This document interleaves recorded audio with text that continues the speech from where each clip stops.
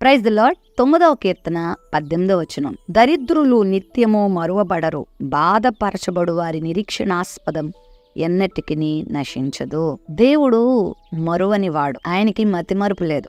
మనకైతే చాలా విషయాలు మతిమరుపు ఉంటుంది. గుర్తుపెట్టుకోవలసిన విషయాలేమో మర్చిపోతూ ఉంటాం, మర్చిపోవలసిన విషయాలేమో బాగా గుర్తుపెట్టుకుంటూ ఉంటాం.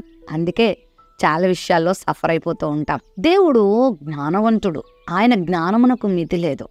ఆయన మరువని వాడు. స్త్రీ తన గర్భమున పుట్టిన బిడ్డనన్నా మర్చిపోతుంది, కానీ దేవుడు మనల్ని మర్చిపోనని చెప్పాడు. చాలా సందర్భాల్లో జీవితంలో మనకు ఎదురయ్యే పరిస్థితులను బట్టి మనం ఏమనుకుంటామంటే, దేవుడు నన్ను మర్చిపోయి ఉంటాడు, ఏంటి కష్టము నన్ను వదలట్లేదు, ఈ శ్రమ నన్ను వదలట్లేదు, ఈ యొక్క బాధ నన్ను వదలట్లేదు, ఈ అపజయము నన్ను వదలట్లేదు, నా బ్రతుకు ఇలా అయిందేంటి, నేను ఒకలాగా ఊహించుకుంటే నా జీవితం ఒకలాగా అయిందేంటి అని చాలామంది దేవుని మీద ఆయాసపడుతూ బాధపడుతూ ఉంటారు. అయితే దేవుడు ప్రత్యక్షంగా నీ ముందుకు రాకపోతున్నా, దేవుడు ప్రత్యక్షంగా నీకు కనబడకపోతున్నా, ఆయన ఉన్నాడు.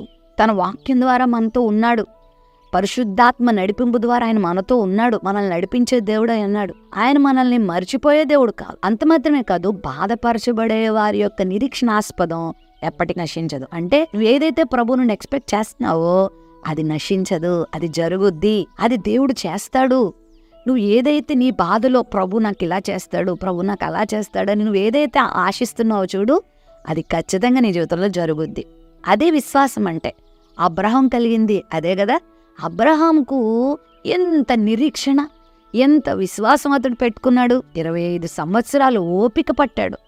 దేవుడు నా జీవితంలో ఇలా చేస్తాడు, నా సంతానాన్ని ఆకాశ నక్షత్రం వల్లే చేస్తాను అన్నాడు, ఇసుక రేణుల వల్లే చేస్తానన్నాడు, ఖచ్చితంగా చేస్తాడు అనేటువంటి నిరీక్షణాస్పదం ఆయనకుంది. కాబట్టి అది ఆయన జీవితంలో చూడగలిగాడు. మరి ఈరోజు నీ జీవితంలో కూడా జరుగుతున్నది ఒకటి, నువ్వు దేవుని ఆశిస్తున్నది ఒకటి కదా. దీనికి దానికి ఏం సంబంధం లేనట్టు ఉంది కదా. కానీ నిరీక్షణ మాత్రం కలిగుండు.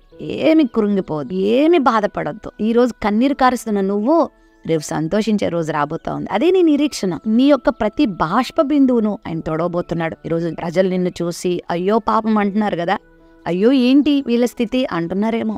ఒకవేళ నీ స్థితి చాలా అధ్వానంగా ఉందేమో, బాధాకరంగా ఉందేమో, ఒంటరితనంతో వేధించబడుతున్నావేమో, నాన్నవారే నేను వదిలిపెట్టేశారేమో, పట్టించుకోవాల్సిన తల్లిదండ్రులే ముఖం చాటేస్తున్నారా, నీ అన్నదమ్ములు అక్క చెల్లిండ్రు నువ్వెవరవో అన్నట్టు వదిలేశారా, ఒకవేళ నీ జీవితం ఎటూ కాకుండా అయిపోయినట్లుగా నువ్వు బాధపడుతున్నావా, అయితే దేవుని మీద ఆశ పెట్టుకో.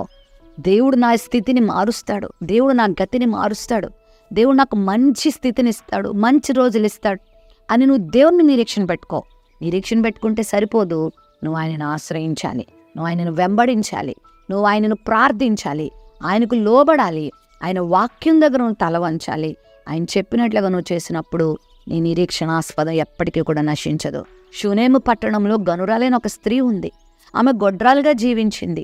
ఆస్తులున్నాయి, అంతస్తులున్నాయి, పలుకుబడి ఉంది, కానీ ఆమె జీవితంలో దుఃఖం ఉండిపోయింది. అందరూ అన్నారు, ఇంక నీ జీవితం ఇంతే, నీ భర్త ఏమో ముసలివాడైపోతున్నాడు, ఇంకా నీకు బిడ్డలు పుట్టే అవకాశం లేదు అని అందరూ ఆమెకు చెప్పి ఉండొచ్చు. ఇంకా ఆమె కూడా ఆశలన్నీ వదిలేసుకుంది. అలాంటి సమయంలో ఎలీషా దైవజనుణ్ణి ఆమె గౌరవించింది, ప్రేమించింది. అయ్యా నా ఇంట్లో మీరు ఉండండి అయ్యా, ఈ దారిలో మీరు వెళ్ళేటప్పుడు వచ్చేటప్పుడు ఇక్కడ మీరు చక్కగా రెస్ట్ తీసుకోండి అని తన ఇంటిలో స్థానం ఇచ్చింది.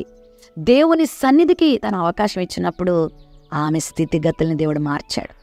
పండని ఆమె గర్భాన్ని దేవుడు పండించాడు. ఆమె గొడ్రాలు తనాన్ని, ఆమె నిందను అంతటినీ దేవుడు తొలగించి చక్కని కుమారుని ఇచ్చాడు. స్థితిగతులను మార్చాడు. బాధపరచబడు వారి నిరీక్షణాస్పదం ఎప్పటికీ కూడా నశించదు. షూనేమీరాల్ని దేవుడు ఆనందభరితురాలుగా చేశాడు. ఈరోజు నిన్ను కూడా దేవుడు అలా చేస్తాడు. ఆయనను మర్చిపోడు. ప్రేమ నమ్మకం కలిగిన మా తండ్రి, నీకు వందనాలు స్తోత్రాలు చెల్లిస్తున్నాం.